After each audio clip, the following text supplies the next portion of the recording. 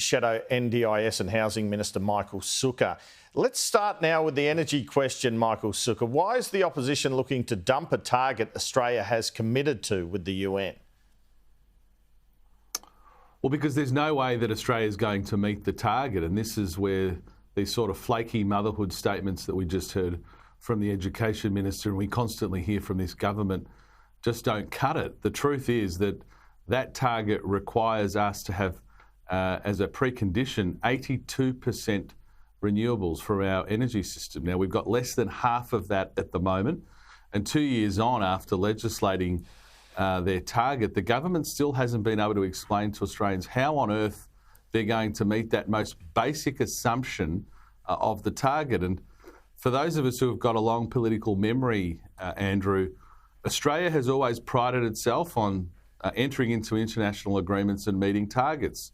That was the case with Kyoto, for example, and we were very proud that we would always meet a target that we committed to. And indeed, we criticised countries who just willy-nilly signed onto agreements without any pathway to actually meet the commitment that they've made.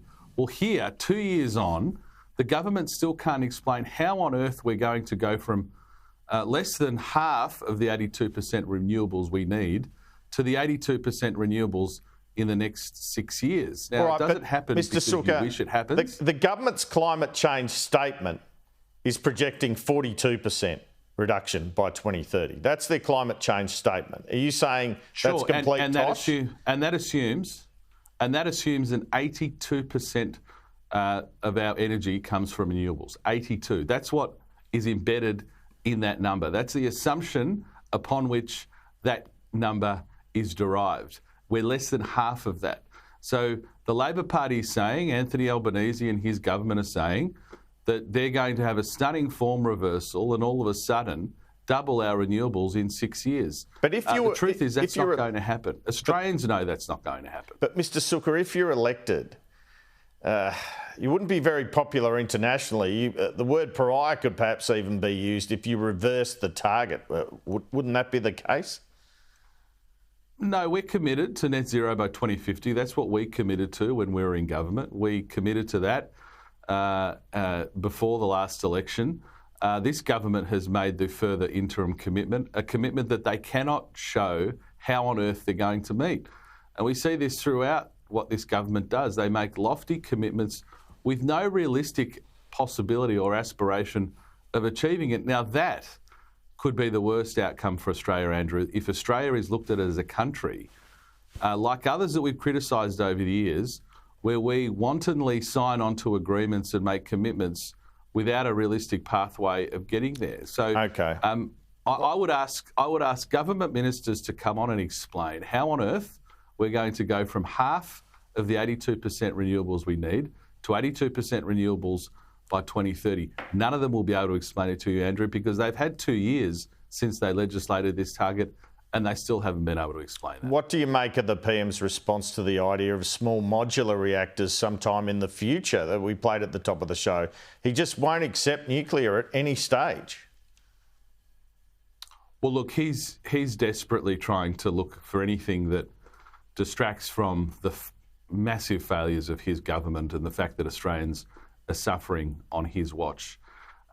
This is a man who promised $275 power reductions. We've seen average increases of $800. He's broken that commitment. So I'm not surprised at all. I mean, of course, he's going to engage in a shocking scare campaign. He thinks that himself and Chris Bowen are the experts and that all of the countries of which we would seek to compare ourselves around the world are somehow stupid because in every single case, those competitors and friends of ours are utilising nuclear as we speak. Australia's paying the highest energy prices in the world.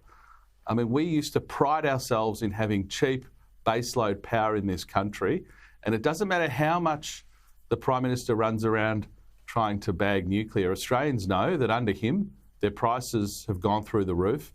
They also know that if we have very hot summers, and we've seen this in report after report, that the possibility of blackouts and brownouts is increasing. So not only will we have higher power prices under Labor, but we're going to have intermittent power in some cases, and a power system that is very vulnerable to warm weather, for example, in summer.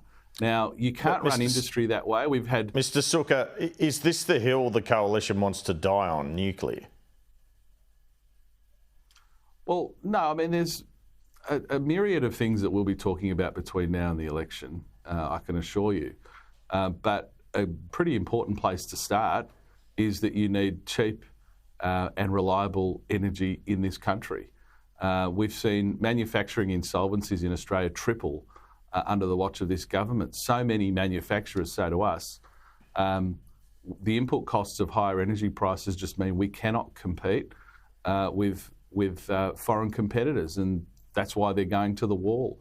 Australians see it every quarter when they get their power bills. They see the power bills going through the roof, and yet they look at the Prime Minister before the election who lied to them and said that he was going to deliver $275 a year energy price reduction. That is the most blatant lie we've seen in Australian politics probably in our lifetime, Andrew. Okay, well, I've seen a few lies in my time. Let's talk now about this estimates evidence concerning the NDIS, your portfolio areas. Let's get on to that. Everything from heroin to cocaine being bought through the NDIS to $10,000 holidays.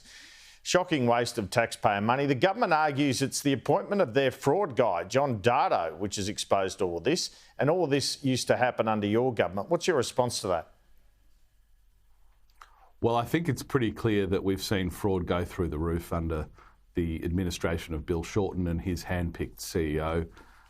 You've got to remember, Andrew, we had estimates processes when we were in government. These sorts of cases weren't coming out then, and I doubt it's because the Labor Party wasn't trying to dig them up at the time. The reason why these are coming out now is clearly the problem's getting worse. In the last estimates period, Andrew, it was revealed that people were procuring prostitutes under the NDIS, paying for prostitutes with NDIS money. We saw that recently released criminals of the most vile sexual offences were using the NDIS to try and procure young female care workers. They've got a fraud task force now. They've got a fraud task force you didn't have. No, Andrew, no. They renamed the fraud task force that already existed. Bill Shorten's one thing that he's done, I'll give him credit, he's done one thing since he's been the minister. He changed the name of the fraud task force to the Fusion Fraud Task Force. Congratulations, he rebranded it, he renamed it. The fraud task force was already there, and he was very embarrassed in Parliament last week when he was forced to correct the record in Parliament because he made the claim that we hadn't looked at fraud, and then within about 5 minutes we were able to provide example after example of where we had. So he actually was forced to come back into the House and apologise for misleading the House. So even within 5 minutes of making that claim, he had to backtrack. He renamed the task. We're nearly out of time. Sure. You mentioned the $73,000 car in question time that was purchased under the NDIS. Do you think that's a particularly shocking case? Of course it is. I mean, it's a remarkable case. Obviously, the NDIS funds things like modifications to vehicles for people with disabilities to ensure that they can drive, and every Australian would absolutely support that. But a new car, prostitutes, cocaine, heroin, alcohol, these sorts of things diminish the standing of the NDIS in the eyes of the public, who are very generous and supportive. Well, I've learned that car was purchased by a self-management participant when you were in office in 2021. In other words, that occurred while you were in office. So this goes to the government's argument, doesn't it? Their audits have picked up these sort of things. Your government didn't. That was public. I mean, the point, so that's not a point of contention, but the point here is that the ministers had 2 years to address these issues. So you've got to remember, we went to the election acknowledging that some of these issues existed. Bill Shorten said he was going to fix them. What's happened is they've got worse, and it's extended from cars now to prostitutes, cocaine, heroin and alcohol. So it's seemingly getting a lot worse. And Bill Shorten's been there and this government's been there for 2 years. What on earth have they done for 2 years? What on earth have they done? Bill Shorten put his hand-picked CEO into the role. He went to the election promising Australians that the NDIS was safe in his hands. I think this week has proven once and for all that it's far from safe in his and this government's hands. And in fact, the NDIS we'll need a coalition government to sort out so many of the problems that have been exacerbated on the watch of this minister and government. Michael Sukkar, thanks so much for your time this morning. Thanks, Andrew.